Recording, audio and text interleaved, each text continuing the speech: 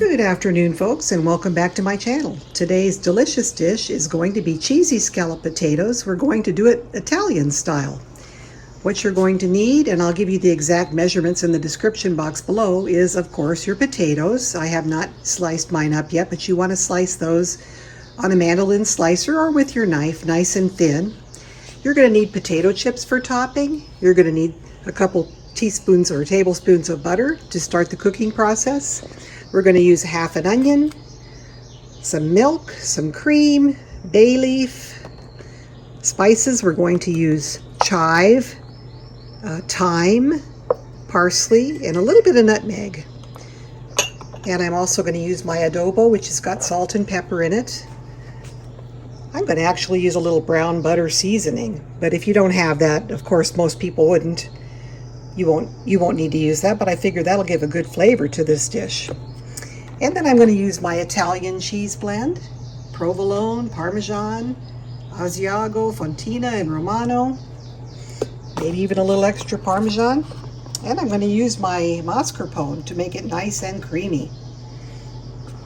So, and on top of this dish, we're going to top it with either breadcrumbs or crumbled up potato chips, your choice. Today I'm using potato chips.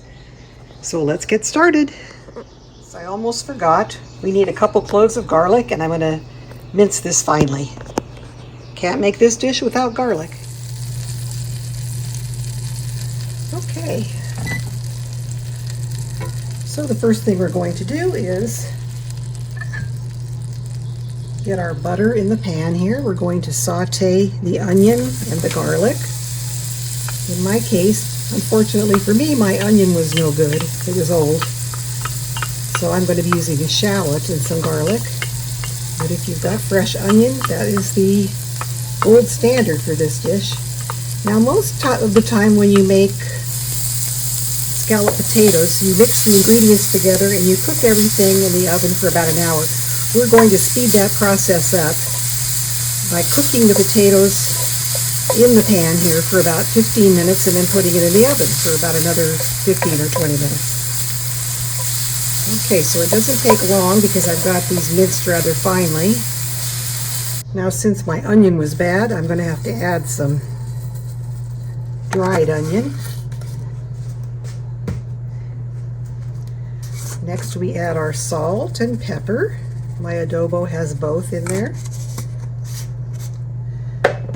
We're going to add a couple of bay leaves.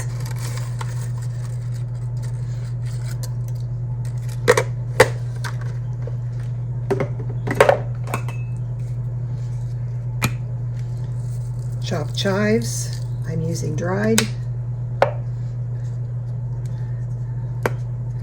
A dash of nutmeg. Don't overdo it on the nutmeg. Next we've got thyme. If you've got fresh, you can use fresh.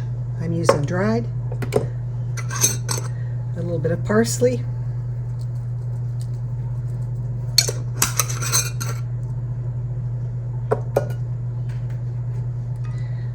We're going to add our milk.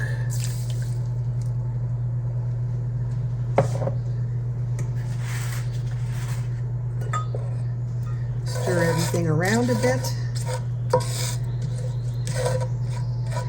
Next, the cream goes in.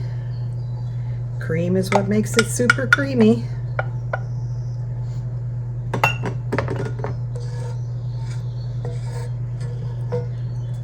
I'm going to add some of my brown butter seasoning. If you don't have it, no big deal. You don't need it.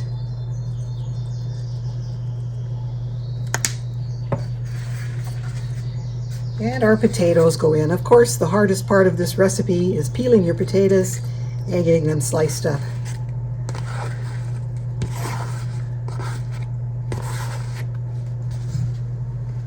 Our heat on, it's on a medium-low. We're going to kind of mix this all together.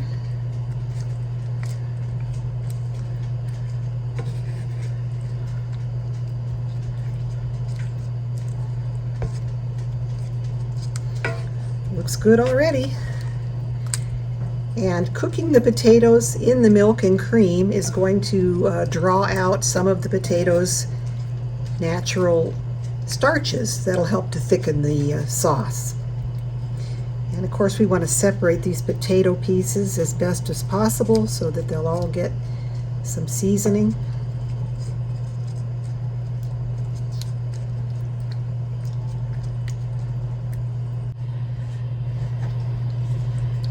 Now we want to bring this mixture to a boil. You can add a little more milk or cream if you need to.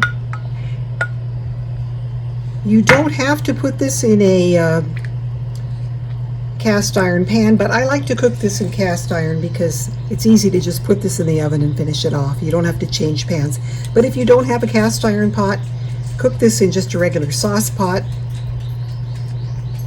and then transfer it to a baking pan later. So we're going to just let this simmer for about 15 minutes on a medium to low heat, and that's going to let these potatoes par cook. We're going to cover this up. Every once in a while you're going to want to stir this. It's important to use a heavy pan so that you don't have any sticking at the bottom or any burning. So we're going to cover this and we'll be back to stir it in about 5 minutes. Every 5 minutes or so I'm going to come stir it, and in about 15 minutes we'll be ready to complete this, put the cheese on and the chips, and then pop it into the oven. Alrighty, we've had this bubbling here on a low heat. I had it on medium. I had it on medium low, and I had to actually turn it down a little bit. So basically these potatoes are half or 3/4 cooked. And you got to be careful. You don't want them to stick to the bottom of the pan, which is why I turned my heat down to low. I still have a little bit of sticking here, but that's okay. So the final step, if you're transferring this to another pan like a baking dish, you do that now. I'm going to leave it in this pan. I'm going to add my mascarpone cheese. If you don't have mascarpone, you can use cream cheese, or you can leave out the cream cheese. You don't actually have to include this, but I kind of like it. I'm turning my heat off. This gives it a nice creaminess. Kind of distribute this throughout. Oh, and we want to remove the bay leaves at this time also. Whatever happened to the other one, I don't know. Somebody will have a bonus in their dinner. A bonus leaf. So we sort of stir in that creamy cheese. See what it does to thicken this up. Makes it beautiful.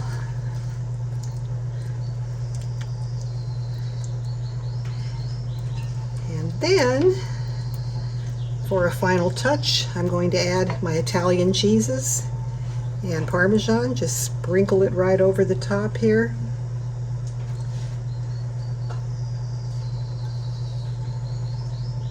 Well, I guess I better get my stirrer out of the way.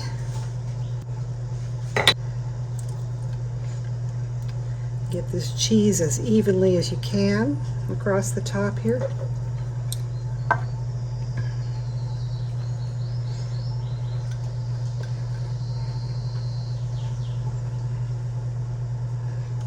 Okay, and our final step, I'm going to move the cheese a little bit here, get it to the edge. We don't want it all in the middle.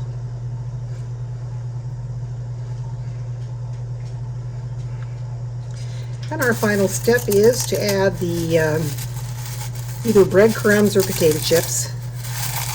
I'm using potato chips today, just because it's so fun to do.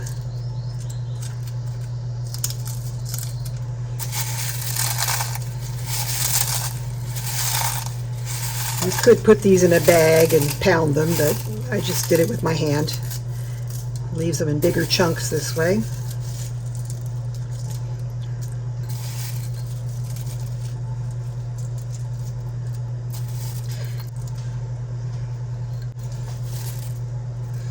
We've got our oven preheated to 375.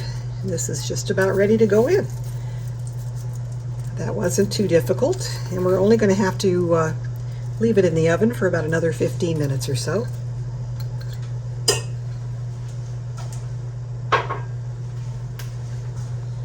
Okay.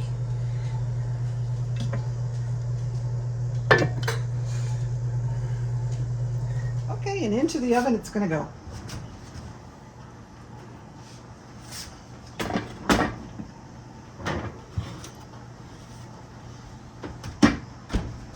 And we'll be back. After 10 minutes, we're going to take the lid off to let it brown a little more, and then after 15 minutes, it'll be done. Okay, our time is up. For the last 5 minutes here, I've had this uncovered and turned the broiler on, and it really crisped up nicely. So let's get this out and onto our table. Looking very good.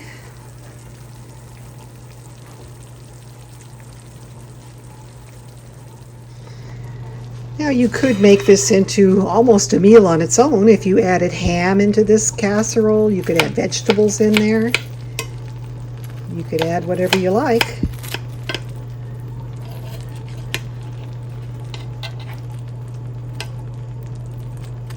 But today we're just serving it with our chicken and our vegetables on the side. It thickened up really nicely.